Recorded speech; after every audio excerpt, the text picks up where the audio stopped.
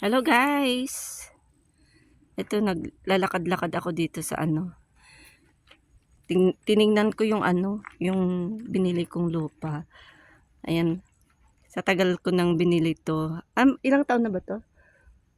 Ilang taon ko na to nabili? Ano, ang dami nang naitanim pala ng kapatid ko.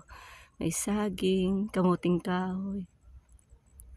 Tapos ano, ang daming papaya. Ang daming bunga ng papaya. Yung saging na lagi na kami kumakain ng bunga ng saging. Ang daming ng bunga ng saging. Tapos nagtanim ang ate ko ng tanglad. Yan. Tanglad o lalaki na ng tanglad niya.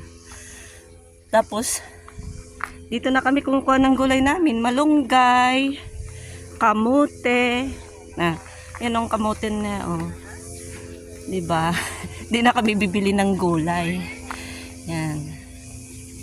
Tapos may lagyanan ng pato, kambing, manok.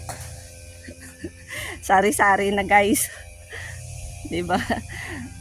Yan buhay ng probinsya, 'di ba? Saya-saya. Kasi nga lang nakakainit. Siguro ako ay hindi sanay. Kasi sa 14 years hindi ako nagtatagal pag umuwi. 7 days, 14 days. Ayan, siniguelas. May siniguelas din kami. Pero hindi pa panahon ng siniguelas eh. Kaya wala pang ano. Tingnan mo, wala pang kadahon-dahon yung siniguelas namin oh. Namin? Hindi pala amin yan. Aris, baba lang ang akin. Ilang puno yan. 3 yata, 2. May siniguelas din pala kami pero 3 yata yan. yan, may tanim na talong. Yan. Maraming ano. Hindi mo picturean yung ano doon, yung May mga bagong sable pa oh. Ang alin? saging. Ano, maliliit man bunga. Eh, siyempre bago pa lang na gano'n.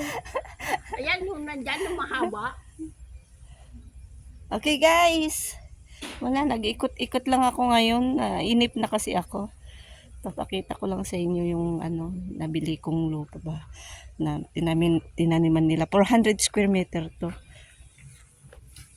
Mula dito, pababa doon.